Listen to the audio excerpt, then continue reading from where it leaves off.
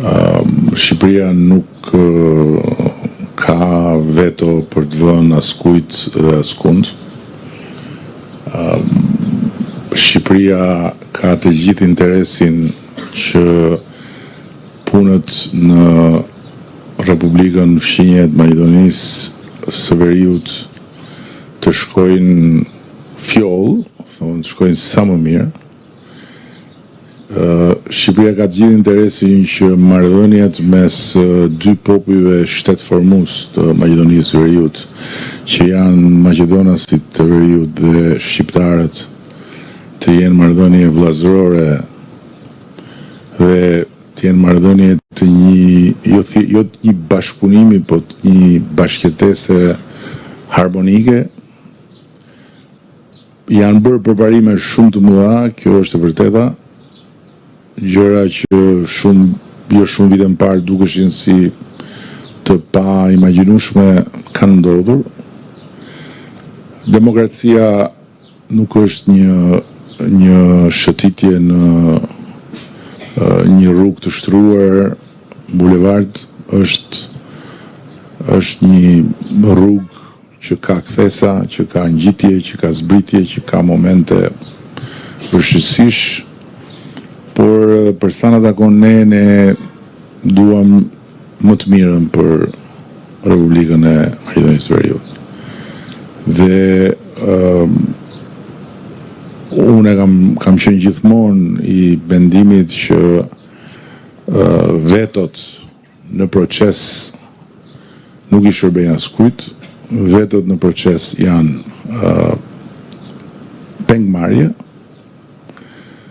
dhe janë në thelb jo konstruktive dhe jo dobiprushse për të afruar vendet me Bashkimin Evropian me vendet dhe vendet mes tyre. Sepse mund vendosësh veton në fund, kur vjen dita për të thënë a jam as jam dakord që ky vend të bëhet sot antar. Po të rrish të vendosësh veto rrugës kur të hapen negociatat, mos hapen negociatat. Të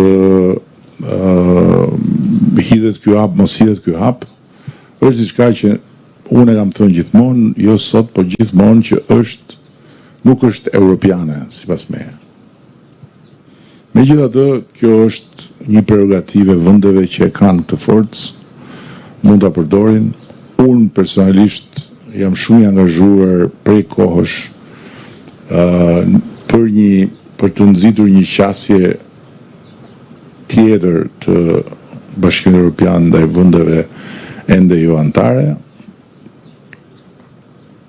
Ka nisur një proces ndryshimesh të rëndësishme në këtë drejtim, me planin e ri të rritjes, me dokumentin e publikuar sfundi nga presidenti i Francës dhe kancelari i Gjermanisë, me diskutimet që janë në vazhdim, kemi pas diskutime dhe në Tivat, edhe personalisht kam folur dhe përsëri kemi folur prap në NATO, qoftë me kancelarin, qoftë me presidentin e Francës, për një qasje më dinamike. Dhe unë besoj që vendet jo antare duhet ulet jorën e parë në tryezën e Bashkimit Evropian. Politikisht Europa duhet bashkohet tani. Pastaj çdo vend të bëj rrugën e vet, kapitujt, detyrat e kështu me radhë. Për sa i përket çështjes së pasaportave, ne nuk jemi një vend që mund të bëj çfarë doj dhe si doj kur vjen puna tek gjëra që janë të lidhura me harmoninë e brendshme të familjes evropiane. Kjo duhet të jetë shumë e qartë. E kanë bërë bullgarët, po është e vërtet e kanë bërë. Kur e kanë bërë? E kanë bërë kur u bën antar të Bashkimit Evropian. Pse? Sepse pasaporta e tyre u bë shumë e fortë. U bë një pasaport që garanton të lëvizjen e tjera. Ne jemi siç nuk kemi qenë asnjëherë dhe kjo është shumë e rëndësishme për ta pas parasysh, pavarësisht se unë e kam kuptuar që me ju që jeni të rinj, kjo nuk para funksionon dhe jeni në drejtën tuaj, që dua të them krahasimi me ku ishim. Sot ju jetoni në një situatë krejt tjetër në Shqipëri, në Kosovë, në Maqedoninë e Veriut. Edhe në vende tjera, po marrim të 3 vende. Krejt tjetër nga çka ka qenë 1 dekadë, 2 dekada përpara. Nuk mund të krahasohet fare. Shqiptarët sot janë më mirë se që kanë qenë ndonjëherë në historinë e tyre si rezultat i gjithë përpjekjeve që janë bërë, edhe si rezultat i yjeve që janë bashkuar, edhe fati që na ka buzëqesh për herë të parë, sipas me. Kështu që këto gjëra duhen ruajtur.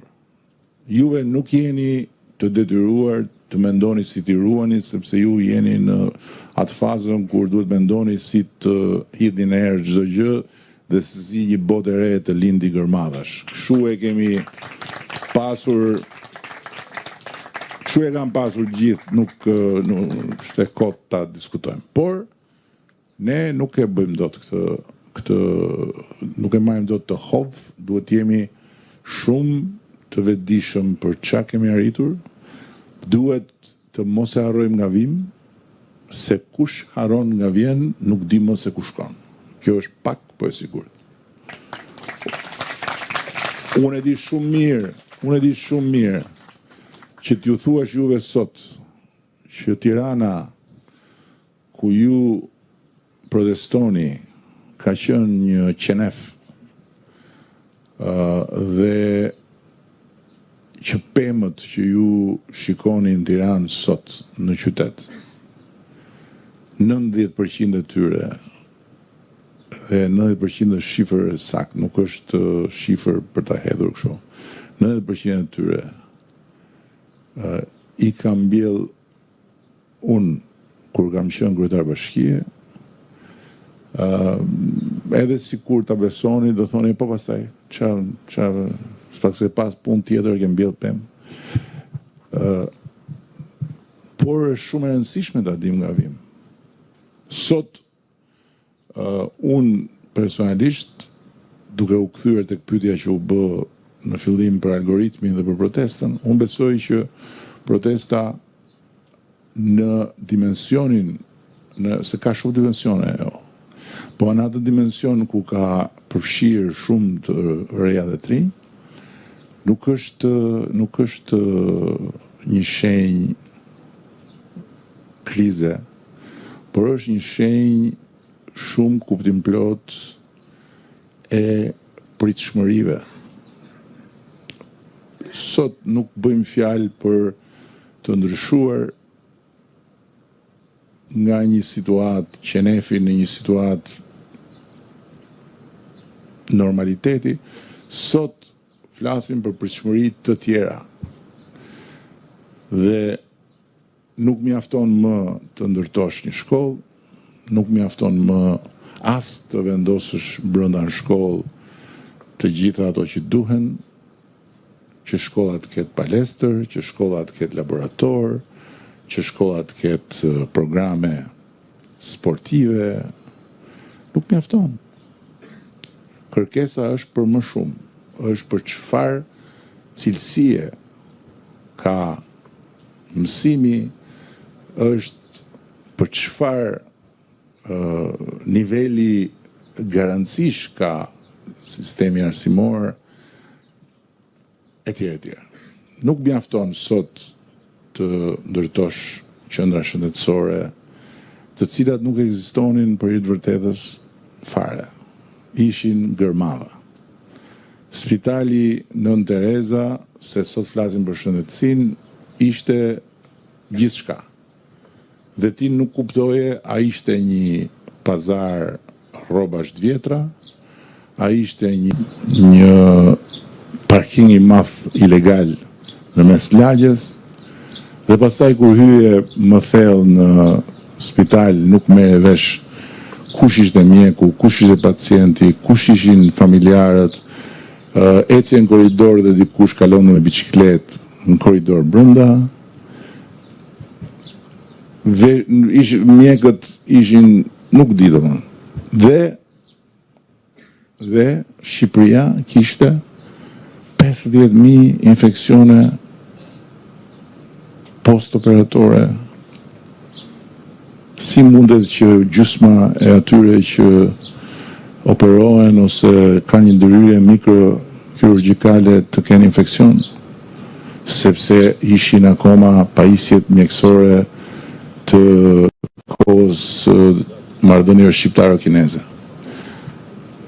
Këto të gjitha sot janë ndryshe, po nuk mjafton. Është kaq e thjeshtë. Dhe këtë gjë unë dhe ne duhet ta kemi shumë qartë që nuk mjafton. Pik, mbaroj. Duhet më shumë. Pra, është kaluar nga një fazë kur bëje një mbyllje pemë dhe njerëzit mblidheshin, shikonin pemën që mbylli, literalisht mblidheshin aty, në një fazë kur flasim për biodiversitet, flasim për nivelet e tjera pritshmërish. Dhe ky është rezultat i suksesit të deri sotëm, që është i pamjaftueshëm.